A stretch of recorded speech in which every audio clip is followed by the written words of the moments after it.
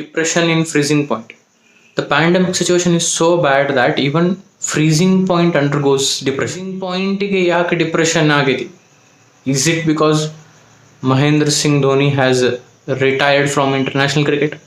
Is freezing point a fan of Mahendra Singh Dhoni? To know the answers for these questions, watch this video. Speaking about Mahendra Singh Dhoni, his cricket was something which is appreciated by lot of people in India. So the quality which I adore, which I look up to in Mahendra Singh Dhoni is the calmness and the coolness with which he handles every situation, especially in crunch situation. Close matches ನಡೆದಾಗ very crucial decision ತಗೊಳ್ಳೋ ಮುಂದೆ how he handles that situation without getting tensed, without any anxiety, without any pressure, cool as a cucumber. I really adore that quality in him. ಎಷ್ಟು pressure ಇರ್ತದೆ but still he'll be like ಏನೂ ಆಗಿಲ್ಲ, ಆರಾಮ್ಸೆ ನಾವು match ಗೆಲ್ತೀವಿ, ಆರಾಮ್ಸೆ ಆಡ್ರಿ, ಗೆಲ್ಲಿಲ್ಲ ಅಂದ್ರೂ ನಡೀತೈತಿ, ಆಡ್ರಿ but ಆರಾಮ್ ಆಡ್ರಿ. I wish, I hope that one day, one fine day, I'll be half as cool as Mahendra Singh Dhoni.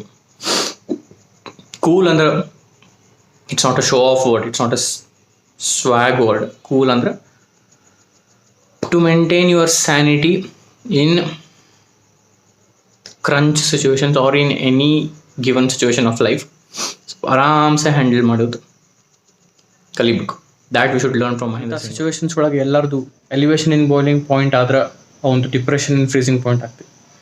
If you know what I mean, you will come to know what I mean. Okay, let's come to depression in freezing point. Like this video, comment ಮಾಡಿರಿ and subscribe if you haven't yet. ಇದನ್ನ ಯಾಕೆ ಈಗ ಹೇಳಾಗತ್ತಿ, full ಲಾಸ್ಟನ್ನು ನೋಡ್ತೀರ ನೀವು video. ವಿಡಿಯೋಗೆ ನಾವು elevation in boiling point ಬಗ್ಗೆ study ಮಾಡಿದ್ವಿ. ಅಂದ್ರೆ ಬರೇ ವಾಟರ್ದು boiling point sugar solution boiling point compare ಮಾಡಿದ್ರೆ ಶುಗರ್ ಸೊಲ್ಯೂಷನ್ ಬಾಯ್ಲಿಂಗ್ ಪಾಯಿಂಟ್ ಜಾಸ್ತಿ ಇರ್ತದೆ. Non volatile solute added in volatile solvent. Water ತೊಗೊಂಡು, ವಾಟರ್ ಇಸ್ ವೊಲಟೈಲ್ ಸಾಲ್ವೆಂಟ್, ಅದರ ನಾನ್ ವೊಲಟೈಲ್ ಸೊಲ್ಯೂಟ್ ಹಾಕಿದ್ರೆ ಏನಾಯ್ತು, ಅದ್ರ ಬಾಯ್ಲಿಂಗ್ ಪಾಯಿಂಟ್ ಜಾಸ್ತಿ ಆಯ್ತು, ಎಲಿವೇಟ್ ಆಯ್ತು. ಇಲ್ಲೇ ಅದು ಎಲಿವೇಶನ್ ಇನ್ ಬಾಯ್ಲಿಂಗ್ ಪಾಯಿಂಟ್, ಇದು depression in freezing point. Boiling point ಜಾಸ್ತಿ ಆಗುತ್ತೆ, ಫ್ರೀಸಿಂಗ್ ಪಾಯಿಂಟ್ ಕಡಿಮೆ ಆಗುತ್ತೆ. ಏನು ಮಾಡಿದ್ರೆ ನಾನ್ ವೊಲಟೈಲ್ ಸೊಲ್ಯೂಟನ್ನು ವಾಟರ್ನಾಗ ಹಾಕಿದ್ರೆ ಅಥವಾ ವೊಲಟೈಲ್ ಸಾಲ್ವೆಂಟ್ ಒಳಗೆ ನಾನ್ ವೊಲಟೈಲ್ ಸೊಲ್ಯೂಟ್ ಅಂದರೆ ವಾಟರ್ನಾಗ ಶುಗರ್ ಹಾಕಿದ್ರೆ ಬಾಯ್ಲಿಂಗ್ ಪಾಯಿಂಟ್ ಜಾಸ್ತಿ ಆಗ್ತಿತ್ತು, ಫ್ರೀಸಿಂಗ್ ಪಾಯಿಂಟ್ ಕಡಿಮೆ ಆಗ್ತೈತಿ. Elevation in boiling point, depression in freezing point. First of all will try to know what freezing point is. Freezing point ಅಂದ್ರೆ ಏನು? ಬಹಳಷ್ಟು ಮಂದಿಗೆ they think freezing point and melting point are one and the same. I used to think like that when I was in school, high school ಇದ್ದಾಗ. Freezing point melting ಪಾಯಿಂಟಿಗೆ ನನಗೆ difference ಗೊತ್ತಾಗ್ತಿದ್ದಿಲ್ಲ. Boiling point ಅಂದ್ರೆ ಏನೋ ಒಂದು ಬಿಸಿ ಬಿಸಿ ಇದ್ದಿದ್ದು ಕುದಿಯೋದು. Freezing point ಅಂದ್ಕೂಡೆ ಓಕೆ ತಂಪಂದೇನೋ. ಸೊ ನಾನು ಹಿಂಗೆ ಅನ್ಕೊಂಡ್ಬಿಡ್ತಿದ್ದೆ. Okay, most of you will be more sensible and more intelligent than me. But ಅವಾಗ ನನಗೆ ಕನ್ಫ್ಯೂಷನ್ ಇರ್ತಿತ್ತು. So I just want to clear that. Freezing ಪಾಯಿಂಟಿಗೆ ಮೆಲ್ಟಿಂಗ್ ಪಾಯಿಂಟಿಗೆ ಏನು ಡಿಫ್ರೆನ್ಸ್? ಮೆಲ್ಟಿಂಗ್ ಪಾಯಿಂಟ್ ಅಂದರೆ ಸಾಲಿಡ್ ಇದು ಲಿಕ್ವಿಡ್ ಆಗೋದು, ಮೆಲ್ಟ್ ಆಗೋದು. ಈಗ ಐಸ್ ಕ್ರೀಮ್ ಮೆಲ್ಟ್ಸ್, ಐಸ್ ಕ್ರೀಮನ್ನು ಹೊರಗೆ ತೆಗೆದು ನೀವು ಇಟ್ಟರೆ ಸ್ವಲ್ಪ ಅದು ಮೆಲ್ಟ್ ಆಗ್ಬಿಡ್ತದೆ. ಸಾಲಿಡ್ ಇದು ಲಿಕ್ವಿಡ್ ಆಗೋದು ಈಸ್ ಮೆಲ್ಟಿಂಗ್ ಪಾಯಿಂಟ್. ಲಿಕ್ವಿಡ್ ಇದು ಫ್ರೀಸ್ ಆಗೋದು ಅಂದರೆ ನೀರಿದ್ದು ಐಸ್ ಕ್ಯೂಬ್ ಆಗೋದು, ಇದು ಫ್ರೀಸಿಂಗ್ ಪಾಯಿಂಟ್. ಯಾವ ಪಾಯಿಂಟಿಗೆ water gets converted into ice, that is freezing point. So what is depression in freezing point? ಇದಕ್ಕೆ ಬರೋಣ. ಈಗ ಬರೇ ನೀರು ಐಸ್ ಆಗು ಪ್ರೊಸೆಸ್, ಇದು ಫ್ರೀಸ್ ಆಯ್ತು. ವಾಟರ್ ಇದ್ದಿದ್ದು ಐಸ್ ಆಯ್ತು, ಫ್ರೀಸ್ ಆಗಿ ಐಸ್ ಆಯ್ತು ಅಂತಂತೀವಿ. ಅದು 0 ಡಿಗ್ರಿ ಸೆಲ್ಸಿಯಸ್ಸಿಗೆ ಆಗುತ್ತೆ ಅನ್ಕೋ. At 0 degree Celsius water freezes into ice. ಈಗ ಈ ವಾಟರಿಗೆ ನಾನು ಶುಗರ್ ಹಾಕಿದೆ ಅಂದ್ರೆ ಅಥವಾ ಎನಿ ನಾನ್ ವಾಲಟೈಲ್ ಸೊಲ್ಯೂಟ್ ಹಾಕಿದ್ರೆ ಈ 0 ಡಿಗ್ರಿ ಸೆಲ್ಸಿಯಸ್ ಇದ್ದು -1 ಅಥವಾ -2 ಆಗುತ್ತೆ ಅಥವಾ ಕಡಿಮೆ ಆಗುತ್ತೆ. Water depression in freezing point ಆಗುತ್ತೆ. Pure water freezes at 0 degree Celsius, but sugar solution will freeze at -1 or -0.5 or -2 0 degree Celsius. What 0 ಕಿನ ಕಡಿಮೆ ಫ್ರೀಸಿಂಗ್ ಪಾಯಿಂಟ್ ಏನಾಯ್ತು, ಡಿಪ್ರೆಷನ್ ಇನ್ ಫ್ರೀಸಿಂಗ್ ಪಾಯಿಂಟ್ ಆದ ಫ್ರೀಸಿಂಗ್ ಪಾಯಿಂಟ್ ಕಡಿಮೆ ಆಯ್ತು. Just to recall, if you add non-volatile solute, there will be elevation in boiling point and there will be depression in freezing point. Boiling point ಅದ್ರಲ್ಲಿ ಜಾಸ್ತಿ ಆದ್ರೆ freezing point ಕಡಿಮೆ ಆಗ್ತೈತಿ. Okay, ಈಗ ಎದಕ್ಕೆ ಆಗ್ತೈತಿ? ಟೆಕ್ಸ್ಟ್ ಬುಕ್ನಾಗ ಏನು ಕೊಟ್ಟಾರ, ನಿಮ್ಮ ಬೇಸ್ ಬುಕ್ನಾಗ ಏನು ಕೊಟ್ಟಾರ, will look it to it later. But ನಾ ಹಂಗೆ ಸರಳಾಗಿ ವೆರಿ ಸಿಂಪಲ್ ವೇ ಒಳಗೆ I want to make you understand why depression in freezing point takes place. Freezing ಪಾಯಿಂಟದು ಡಿಪ್ರೆಷನ್ ಎದಕ್ಕಾಗುತ್ತೆ ಅನ್ನೋದನ್ನು I want you to understand in a simple way, and then we'll look into the graphs, derivations, mathematical terms ಎಲ್ಲ ಆಮೇಲೆ ನೋಡೋಣ.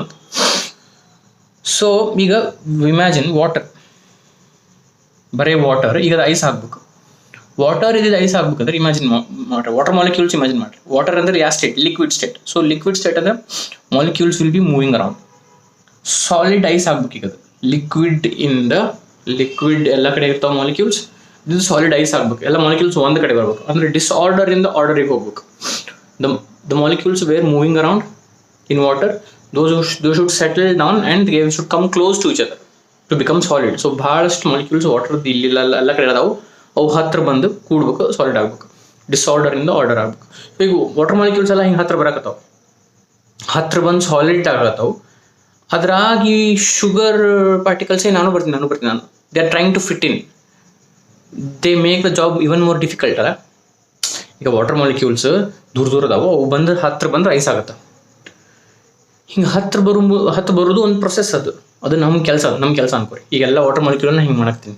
ನೀ ಇಲ್ಲಿ ಹೋಗು, ನೀ ಸರಿ ಹತ್ರ ಹೋಗು, ದೂರದೆಲ್ಲ ಹತ್ರ ಬರ್ರಿ, ಹತ್ರ ಬಂದು ಐಸ್ ಆಗ್ಬಿಟ್ರಿ, ಸಾಲಿಡ್ ಆಗ್ರಿ ಅಂತ ನಾ ಹಿಂಗೆ ಮಾಡಕತ್ತೀನಿ. ಅವು ಮಾಡೋ ಮುಂದೆ ಅವಾಗ ಶುಗರ್ ಪಾರ್ಟಿಕಲ್ಸು ಬರಕತ್ತಾವ. ನಾನು ಬರ್ತೀನಿ. ಈಗ ಹಿಂಗಿದ್ದಂಗೆ ನಮ್ಮ ಕಾಲೇಜ್ನವ್ರು ಹುಡುಗರೆಲ್ಲ ಒಂದು ಕಡೆ ಕರ್ಕೊಂಡು ಹೋಗಿ ಅನ್ಕೋರಿ. ಅವ್ರನ್ನೆಲ್ಲರೂ ದೂರ ಹೋಗ್ಬಿಟ್ರೆ, ಅದು ಫಂಕ್ಷನ್ ಇರ್ತೈತಿ, ದೂರ ನಿಂತ್ಬಿಟ್ರೆ ನಮ್ಮ ಕಾಲೇಜ್ ಹುಡುಗರು. So I am trying to bring them all to a certain place. ನೀ ಇಲ್ಲಿ ಬರ್ರಿ ಹಿಂಗೆ ಕರೆಯಾಗತ್ತೀನಿ. ಅವಾಗ ಬೇರೆ ಸಾಲಿ ಹುಡುಗರು ನೋಡು ಬಂದು ಸಿಕ್ಕೊಳ್ಳೋದು, ನಾನು ಬರ್ತೇನೆ. Then I will be confused ಅಲ್ಲ, ನೀವು ಸರಿ ರೀ, ನಮ್ಮ ಕಾಲೇಜ್ನವ್ರು ಅಷ್ಟೇ, ನೀವು ಆ ಕಡೆ ನಿಂದರಿ. ಸೊ ನಂಗೆ ಮೊದಲ ತ್ರಾಸ ಆಗತ್ತೈತಿ to bring all students at a particular place. ಬೇರೆ ಸಾಲಿ ಹುಡುಗರು ನಾನು ಬರ್ತೀನಿ ಅಂತಂದರೆ it gets even more difficult. So ಬರೀ ವಾಟರ್ ಮಾಲಿಕ್ಯೂಲ್ಸ್ ಬಂದು ಐಸ್ ಆಗೋದು 0 ಡಿಗ್ರಿ ಸೆಲ್ಸಿಯಸ್ ಒಳಗೆ, ಅದ ಒಂದು ಕೆಲಸ ನನಗೆ. ಅದ್ರಾಗ ಮತ್ತು ಶುಗರ್ ಪಾರ್ಟಿಕಲ್ಸ್ ನಾನು ಬರ್ತೀನಿ ಅಂದ್ರೆ 0ಕಿನ ಮತ್ತಿಷ್ಟು ಡಿಫಿಕಲ್ಟ್. ಅಂದ್ರೆ 0 ಡಿಗ್ರಿ ಸೆಲ್ಸಿಯಸ್ಸಿಗೆ ಒಯ್ಯೋದು ಒಂದು ಕೆಲಸ. ಟೆಂಪ್ರೇಚರನ್ನು ಈ 0 ಡಿಗ್ರಿ ಸೆಲ್ಸಿಯಸ್ ಅಂತೂ ಇರಂಗಿಲ್ಲ, ಇಲ್ಲ ರೂಮ್ ಟೆಂಪ್ರೇಚರ್ ಅದನ್ನು 0 ಮಾಡೋದು ನಂಗೆ ಒಂದು ಕೆಲಸ. ಅಂಥವ್ರಾಗ ಮತ್ತು ಶುಗರ್ ಪಾರ್ಟಿಕಲ್ಸ್ ನಾನು ಬರ್ತೀನಿ ಅಂದ್ರೆ 0ಕಿನ ಕಡಿಮೆ ಮಾಡಬೇಕಾಗುತ್ತೆ ಟೆಂಪ್ರೇಚರ್. ಬರೀ ನೀರಿದ್ರೆ 0 ಡಿಗ್ರಿ ಸೆಲ್ಸಿಯಸ್ ತನಕ ಕಡಿಮೆ ಮಾಡಿದ್ರೆ ನನ್ನ ಕೆಲಸ ಮುಗಿದೋಗ್ತಿತ್ತು. ಬಟ್ ಈಗ sugar particles trying to fit in. Sugar particles ಎಲ್ಲಿಂದ ಬಂದು ಅಂದ್ರೆ ನಾನ್ ವಾಲಟೈಲ್ ಸೊಲ್ಯೂಟ್ ಹಾಕಿದ್ರೆ ಏನಾಗುತ್ತೆ ಅಂತ ಅದ್ರ ಬಗ್ಗೆ ಮಾತಾಡಕತ್ತೀವಿ. ಸೊ ಅವು ಬಂದು ನಾನು ಬರ್ತೀನಿ ಅಂದಾಗ ನನ್ನ ಕೆಲಸ ಬರೀ 0 ಡಿಗ್ರಿ ಸೆಲ್ಸಿಯಸ್ ತನಕ ಒಯ್ಯೋದು ಅಷ್ಟಲ್ಲ, ಅದಕ್ಕಿಂತ ಕೆಳಗೆ ಒಯ್ಬೇಕು. My task becomes more difficult. ಅದಕ್ಕೆ ನಾನು ಕೆಳಗಂದ್ರೆ ಏನು, depression in freezing point 0 degree ಸೆಲ್ಸಿಯಸ್ಸಿಗೆ ಫ್ರೀಸ್ ಆಗೋದು, -1 -2 ಹಿಂಗೆ ಫ್ರೀಸ್ ಆಗುತ್ತೆ. This is very simple understanding of depression in freezing point. ಈಗ ಬುಕ್ನಾಗ ಏನು ಕೊಟ್ಟಾರೋ ಅದ್ರ ಸ್ಟಡಿ ಒಂದು ಸ್ವಲ್ಪ ಮಾಡೋಣ. ಓಕೆ, ಈಗ ಏನು ಮಾಡೋಣ, ಡಿಪ್ರೆಷನ್ ಇನ್ ಫ್ರೀಸಿಂಗ್ ಪಾಯಿಂಟ್ ನಿಮ್ಮ ಬೇಸ್ ಬುಕ್ ಒಳಗೆ ಏನು ಕೊಟ್ಟಾರ that will try to understand. Okay, depression in freezing point I will read it out. ನೀವು ಪೇಜ್ ನಂಬರ್ 41 ಒಳಗೆ ಹೋದ್ರಿ. Freezing point of a substance is a temperature at which its solid and liquid phases have the same vapor pressure. Freezing point of a substance is the temperature at which its solid and liquid phases have the same vapor pressure. ಅಂದರೆ ಯಾವುದೋ ಒಂದು substance freezing point ಅಂದರೆ ಏನಂತ define ಮಾಡ್ಯಾರ. It is a temperature at which it's solid and liquid phases. ಅಂದರೆ ನೀರನ್ನು ತೊಗೊಳ್ಳೋಣ. ನೀರಿನ ಸಾಲಿಡ್ ಸ್ಟೇಟ್ ಯಾವುದು? ಐಸ್. ಅದ್ರ ಲಿಕ್ವಿಡ್ ಫೇಸ್ ಏನು? ನೀರು ಇನ್ ಲಿಕ್ವಿಡ್, ಅಂದರೆ water in its original form, ಅಂದರೆ ಇನ್ ಲಿಕ್ವಿಡ್ ಫಾರ್ಮ್. ಅವು ಈ ಐಸದ್ದು ಮತ್ತು ನೀರದ್ದು ಎರಡದ್ದು ವೇಪರ್ ಪ್ರೆಷರ್ ಸೇಮ್ ಆದಾಗ ನೀರು ಐಸ್ ಆಗಿ ಕನ್ವರ್ಟ್ ಆಗುತ್ತೆ, ಅಂದರೆ ಲಿಕ್ವಿಡ್ ಸಾಲಿಡ್ ಆಗಿ ಕನ್ವರ್ಟ್ ಆಗುತ್ತೆ. Is the meaning of it. ಐಸಿಗೆ ಏನು ವೇಪರ್ ಪ್ರೆಷರ್ ಇರ್ತೈತಿ ಏನು ನೀವು ಕೇಳಿದ್ರೆ, ಐಸಿಗೆ ಇರ್ತೈತೆ ವೇಪರ್ ಪ್ರೆಷರ್. ಸಾಲಿಡಿಗೆ ಹೆಂಗೆ ವೇಪರ್ ಪ್ರೆಷರ್? ಓಕೆ, ಲಿಕ್ವಿಡಿಂದ ವೇಪರ್ಸ್ ಬರ್ತಿರ್ತಾವೆ, ಸೊ ಆ ಲಿಕ್ವಿಡಿಗೆ ಒಂದು ವೇಪರ್ ಪ್ರೆಷರ್ ಐತಿ ಅನ್ಕೋಬೋದು. ಐಸ್ ಸಾಲಿಡ್ ಅದಕ್ಕೆ ಹೆಂಗೆ ವೇಪರ್ ಪ್ರೆಷರ್ ಅಂತಂದ್ರೆ ಇರ್ತೈತೆ vapour pressure. If you have seen ice cube, ಹೊರಗೆ ತೆಗೆದಿಡ್ರಿ, ಲೈಟಾಗಿ ವೇಪರ್ಸ್ ಬರ್ತಿರ್ತಾವೆ. ನಿಮ್ಗೆ ಅದು ಅಬ್ಸರ್ವ್ ಮಾಡಲಿಲ್ಲ ಅಂದ್ರೂ ಅಗದಿ ಮಿನಿಮಮ್ ವೇಪರ್ ಪ್ರೆಷರ್ ಇರ್ತೈತೆ ಸಾಲಿಡ್ ಒಳಗೂ. ಅಂದರೆ ವಾಟರ್ ಯಾವಾಗ ಐಸ್ ಆಗಿರ್ತೈತೆ ಅದಕ್ಕೂ ಮಿನಿಮಮ್ ವೇಪರ್ ಪ್ರೆಷರ್ ಇರ್ತೈತೆ. ಸೊ ನೀರು ಐಸ್ ಕಂಪೇರ್ ಮಾಡಿದ್ರೆ ಆಬ್ವಿಯಸ್ಲಿ ನೀರಿಗೆ ಜಾಸ್ತಿ ವೇಪರ್ ಪ್ರೆಷರ್. ಸೊ ಆ ವೇಪರ್ ಪ್ರೆಷರ್ ಐಸಿಗೆ ಎಷ್ಟು ವೇಪರ್ ಪ್ರೆಷರ್ ಇರ್ತೈತಿ ಅಷ್ಟು ಕಡಿಮೆ ಆತಂದ್ರೆ water will freeze into ice. This is the definition of freezing point.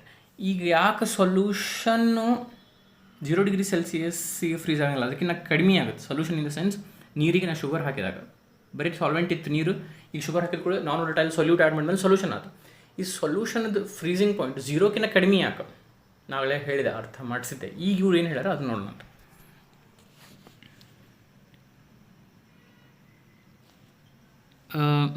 Solution freezes at a lower temperature than pure solvent. ನಾವೇ ಹೇಳಿದೆ ಕಡಿಮೆ ಆಗುತ್ತೆ. The decrease in the freezing point of solvent by the addition of non-volatile solution is known as depression in the freezing point. The decrease in the freezing point of solvent by the addition of a non-volatile solute is known as depression in freezing point. Depression in freezing point the definition ಅದು ಅರ್ಥ ನಾಳೆ ಮಾಡಿಸೀನಿ. ಎದಕ್ಕೆ pure ವಾಟರ್ದು sugar solution ಅದು compare ಮಾಡಿದ್ರೆ, pure water 0 degree ಇತ್ತಂತ freezing point, sugar solution ಅದು -1 ಇರ್ಬೋದು, -2 ಇರ್ಬೋದು, -0.5 ಇರ್ಬೋದು, ಒಟ್ಟು ಅದಕ್ಕಿಂತ ಕಡಿಮೆ ಇರ್ತೈತಿ. ಎದಕ್ಕಂತ ನಾಳೆ ಅರ್ಥ ಮಾಡಿಸೀನಿ. ಈಗೇನು ಮಾಡೋಣ, ಈ ಗ್ರಾಫ್ ನೋಡೋಣ ಒಂದು ಸ್ವಲ್ಪ.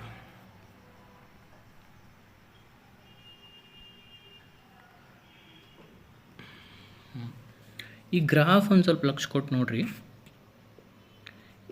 Same graph in the sense last elevation in boiling ಪಾಯಿಂಟಿಗೆ ಯಾವ ಟೈಪ್ ಗ್ರಾಫ್ ಇತ್ತು, ಈಗಲೂ ಅದೇ ಐತಿ. ವೈ ಆ್ಯಕ್ಸಿಸ್ನಾಗ ವೇಪರ್ ಪ್ರೆಷರ್, ಎಕ್ಸ್ ಆ್ಯಕ್ಸಿಸ್ನಾಗ temperature. As temperature increases vapour pressure increases. ಅದಕ್ಕೆ ಹಿಂಗೆ ಅದಾವೆ ಇವು. ಲಾಸ್ಟ್ ಗ್ರಾಫ್ ನಾವು ಡಿಸ್ಕಸ್ ಮಾಡಿದ್ವಿ. ಇಲ್ಲಿ ಎರಡು ಅದಾವೆ ಕರ್ವ್. ಮ್ಯಾಲಿಂದ ಪ್ಯೂರ್ ಸಾಲ್ವೆಂಟ್, ಕೆಳಗಿಂದ ಸೊಲ್ಯೂಷನ್. ಮ್ಯಾಲಿಂದ ಪ್ಯೂರ್ ಸಾಲ್ವೆಂಟ್, ಕೆಳಗಿಂದ ಸೊಲ್ಯೂಷನ್. ಈ ಕಡೆ ವೇಪರ್ ಪ್ರೆಷರು, ಈ ಕಡೆ temperature. T0F is freezing point of pure solvent. TF is freezing point of solution. Just like TB is boiling point of solution, T0B is boiling point of pure solvent. TB is boiling point of solution. T0B is boiling point of solvent. Hanga TF is freezing point of solution. T0F is freezing point of solvent. Okay, coming back to the graph. Okay, so ಇದು pure ಸಾಲ್ವೆಂಟ್ದು curve, ಮ್ಯಾಲಿಂದ ಕೆಳಗಿಂದ ಸೊಲ್ಯೂಷನ್ದು curve. ಇಲ್ಲಿ ನೋಡ್ರಿ ಯಾವ್ದು ಜಾಸ್ತಿ ಐತಿ? T0F ಜಾಸ್ತಿ ಐತಿ TFಕಿನ. ಹಿಂಗೆ ಹೋದಂಗೆ ಟೆಂಪ್ರೇಚರ್ ಜಾಸ್ತಿ ಆಗುತ್ತೆ, ಹಿಂಗೆ ಹೋದಂಗೆ ಜಾಸ್ತಿ ಆಗುತ್ತೆ. T0F ಜಾಸ್ತಿ ಐತಿ TFಕಿನ, ಅಂದ್ರೆ ಸಾಲ್ವೆಂಟ್ ಜಾಸ್ತಿ ಐತಿ ಸೊಲ್ಯೂಷನ್ಕಿನ. ಅಂದ್ರೆ ಸಾಲ್ವೆಂಟ್ ಇದು ನೀವು ಸೊಲ್ಯೂಷನ್ ಮಾಡಿದ್ರೆ ಫ್ರೀಸಿಂಗ್ ಪಾಯಿಂಟ್ ಕಡಿಮೆ ಆಯ್ತು. ಡಿಪ್ರೆಷನ್ ಇನ್ ಫ್ರೀಸಿಂಗ್ ಪಾಯಿಂಟ್ ಎದ್ರ ಜಾಸ್ತಿ ಐತಿ ನೋಡ್ರಿ. T0F is greater than TF. ಅಲ್ಲೇ TB was greater than T0B. TB ಜಾಸ್ತಿ ಇತ್ತು, T0B ಕಡಿಮೆ ಇತ್ತು. ಇಲ್ಲೇ T0F ಜಾಸ್ತಿ, TF ಕಡಿಮೆ. TF ಕಡಿಮೆ ಅಂತ ಯಾಕೆ ಅಂದ್ರೆ ಈ ಕಡೆ ಹಿಂಗೆ ಹೋದಂಗೆ ಟೆಂಪ್ರೇಚರ್ ಜಾಸ್ತಿ ಆಗುತ್ತೆ. ಸೊ ಇದು ಮೊದಲೈತಿ, ಅಂದರೆ ಇದು ಕಡಿಮೆ ಇರ್ತೈತಿ. ಅಂದರೆ ಸೊಲ್ಯೂಷನ್ ಅದು ಕಡಿಮೆ, ಸಾಲ್ವೆಂಟದ್ದು ಜಾಸ್ತಿ. ಇಲ್ಲಿ ಹೆಂಗೆ ಅದು ಗೊತ್ತಾಗುತ್ತೆ ನಮ್ಗೆ ಅಂದ್ರೆ, ಇಲ್ಲಿ ನೋಡಿರಿ, ಇದು ಸಾಲ್ವೆಂಟದ್ದು ಕರ್ವ್, ಇದು ಸೊಲ್ಯೂಷನ್ದು ಕರ್ವ್. ಇಲ್ಲಿ ಏನೈತಲ್ಲ ರೀ, ಈ ಲೈನ್ ಸ್ವಲ್ಪ ನೋಡಿರಿ, ಈ ಲೈನ್ ಇದು ಫ್ರೋಝನ್ ಸಾಲ್ವೆಂಟದ್ದು ಕರ್ವ್. ಫ್ರೋಝನ್ ಸಾಲ್ವೆಂಟ್ ಅಂದ್ರೆ ಏನು? ಸಾಲ್ವೆಂಟ್ ಅಂದ್ರೆ ಏನು? ನೀರು. ಫ್ರೋಝನ್ ಸಾಲ್ವೆಂಟ್ ಅಂದರೆ ಐಸ್ದು ವೇಪರ್ ಪ್ರೆಷರ್ ಇದು.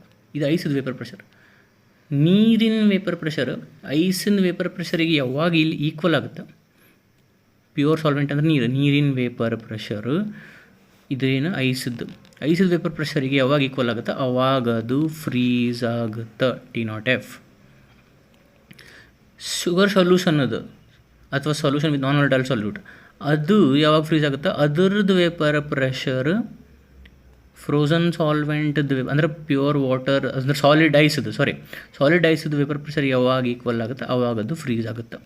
ಸೊ ನೋಡಿರಿ, ಪ್ಯೂರ್ ಸಾಲ್ವೆಂಟ್ ಇಲ್ಲೇ ಆಗತೈತಿ, ಸೊಲ್ಯೂಷನ್ ಇಲ್ಲಿ ತನಕ ಹೋಗ್ಬೇಕು ಅಂದರೆ T0F ಕಿನ್ನ TF ಕಡಿಮೆ. ಸೊ ದಿಸ್ ಸ್ಪೇಸ್ ಅಥವಾ this difference is delta TF.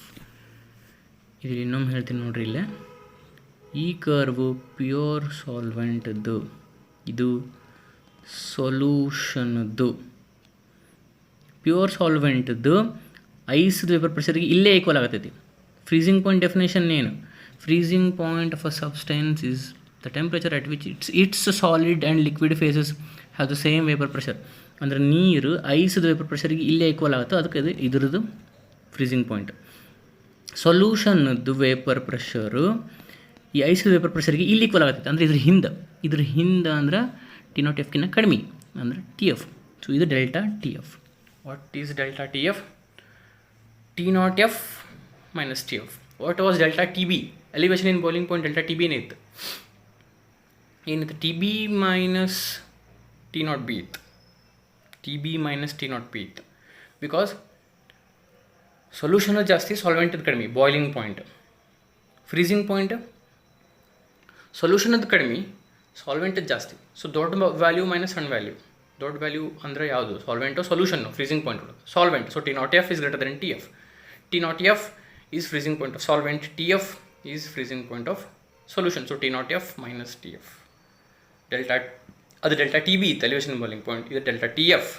Delta TF is equals to ಏನು? T0F minus TF. ಅಲ್ಲಿ ನೋಡಿರಿ, T0F minus TF. ನಾನು ಇಲ್ಲಿ ಇದನ್ನು ತೋರಿಸಿದ್ರೆ ನಿಮಗೆಲ್ಲ ಫುಲ್ ಬ್ಲರ್ ಬರ್ಬೋದು ಅಥವಾ ಕ್ಲಿಯರ್ ಬರಲಿಕ್ಕೆ ಅಂದರೆ ತೋರಿಸ್ತೀನಿ ನಾನು. ಇಲ್ಲಿ ನೋಡಿರಿ, ನಿಮ್ಮ ಕಡೆ ಬುಕ್ ಅಂತ ಇದೇ ಇರ್ತೈತೆ. ಇಲ್ಲಿ ನೋಡಿರಿ, delta TF is equals to T0F minus TF. And rest of the part will be same. ಏನು ಅಲ್ಲಿ delta TB was directly proportional to molality. This was found by experiments. ಇದು ಹೆಂಗೆ ಗೊತ್ತಾಯ್ತು ಅಂತ ಲಾಸ್ಟ್ ವಿಡಿಯೋದಾಗ ನಾನು ಹೇಳಿದ್ದಿಲ್ಲಲ್ಲ, ಇಲ್ಲೇನು ಹೇಳೋದಿಲ್ಲೇ ಇಲ್ಲ. It was found by experiments ಮಾಡಿ ನಮಗೆ ಡೈರೆಕ್ಟ್ಲಿ ಪ್ರಪೋರ್ಷನಲ್ ಟು ಮೊಲಾಲಿಟಿ. ಇದನ್ನು ನಾನು ಕಾಲಿಗೇಟಿವ್ ಪ್ರಾಪರ್ಟಿ ಡೆಫಿನೇಷನ್ಗೆ ಲಿಂಕ್ ಮಾಡ್ಬೋದು. ಇವು elevation in boiling point, depression in freezing point, ಇವೆಲ್ಲ ಏನು colligative properties. And what are colligative properties? Colligative properties are those properties which depend on the number of solute particles. So delta TF, depression in freezing point, is directly proportional to molality. Directly proportional to molality ಅನ್ನೋದು ಒಂಥರ it depends on number of solute particles ಅಂದಂಗ. ಹೆಂಗೆ ಎರಡು ಒಂದು ಹೆಂಗಾಗ್ತಾವೆ? It is directly proportional to molality ಅನ್ನೋದಕ್ಕೂ this property depends on number of solute particles ಅನ್ನೋದಕ್ಕೂ ಏನು ರಿಲೇಷನ್ ಅಂತ ನೀವು ಕೇಳಿದ್ರೆ, what is molality? Number of moles of solute divide by volume of solution mass of solvent in kg. So ಇಷ್ಟು solvent ಒಳಗೆ ಎಷ್ಟು number of solute particles ಅದಾವೆ? Number of moles ಅಂದರೆ ಏನು? ಮೋಲ್ಸ್ ಅಂದರೆ ಮತ್ತು 1 mole 6.02 × 10⁻23 ಪಾರ್ಟಿಕಲ್ಸ್ ಇರ್ತಾವೆ. So again it goes to particles only ಅಲ್ಲ. So delta TB is directly proportional to M. Similarly, delta TF is directly proportional to M. ಅಂದರೆ depression in freezing point is directly proportional to molality.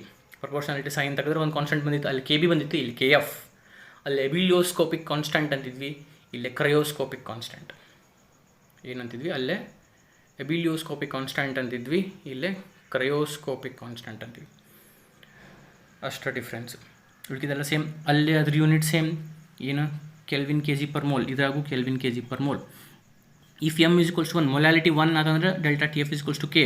So how do you define cryoscopic constant ಅಂತ ಕೇಳಿದ್ರೆ, if molality of the solution becomes 1 then it is cryoscopic constant. ಹಿಂಗೆ ಬರೀಬೇಡ definition. ನಾನು last video ನನ್ನ ನೋಟ್ಸ್ನಾಗ ಬರೆದಿದ್ದೆ.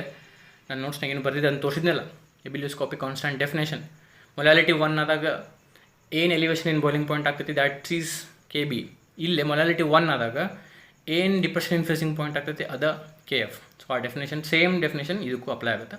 KB ತೆಗೆದು KF ಹಾಕ್ಬೇಕು. Ebullioscopic constant ಬದಲಿ cryoscopic constant. Unit of KF will be same. ಆಮೇಲೆ ಒಂದಿಷ್ಟು ಮ್ಯಾಥಮೆಟಿಕಲ್ ಕ್ಯಾಲ್ಕುಲೇಷನ್ಸ್ ಮಾಡಿದ್ವಿ. ಆಮೇಲೆ ಡೆಲ್ಟಾ TBಗೆ M2 ರಿಲೇಷನ್ ಮಾಡಿದ್ವಿ. What is M2? Molar mass of solute. Molar mass of ಸೊಲ್ಯೂಟ್ಗೆ ಎಲಿವೇಶನ್ ಇನ್ ಬಾಯ್ಲಿಂಗ್ ಪಾಯಿಂಟಿಗೆ ರಿಲೇಷನ್ ಮಾಡಿದ್ವಿ. Delta T B equals to K B into M ಇದ್ದಲ್ಲಿ ಇವನ್ನೆಲ್ಲ ಹಾಕಿದ್ದೆ. ಎಮ್ ಇದ್ದಲ್ಲೇ number of moles of solute mass of solvent in K G ಮಾಡಿ ಇಲ್ಲಿ ಏನಂದ್ರೆ ಏನು given mass divide by molar mass of solute, ಇಲ್ಲಿ ಕೆಳಗೆ mass of solvent in K G, so W1/1000 ಮಾಡಿ ಇನ್ ರಿಲೇಷನ್ ಮಾಡಿಟ್ಟಿದ್ವಲ್ಲ ಈ relation. Delta T B is equals to K B into W2 into 1000 divide by M2 into W1. ಇಲ್ಲಿ ಏನು ಮಾಡ್ಬೇಕು ನೀವು, delta T ಬಿದಲ್ಲಿ ಡೆಲ್ಟಾ ಟಿ ಎಫ್ ಹಾಕಬೇಕು, K ಬಿದಲ್ಲೇ ಕೆ ಎಫ್ ಹಾಕಬೇಕು. That is only difference. ಇಲ್ಲಿ ಆಯ್ತು ನೋಡಿರಿ. Delta T F is equals to K F into W2 into 1000 divide by M2 into W1. ಇದು ಹೆಂಗೆ ಬಂತು ಪ್ರಿವಿಯಸ್ ವಿಡಿಯೋ ಕ್ಲಿಯರಾಗಿ ಎಕ್ಸ್ಪ್ಲೇನ್ ಮಾಡೀನಿ. M2 is equals to Kf into W2 into 1000 divided by delta Tf into W1. That was about depression in freezing point. ಇನ್ನೊಂದಿಷ್ಟು ಕೊಟ್ಟಾರ ಅದನ್ನು ನೋಡಿ. Next will move on into the next video. Thank you.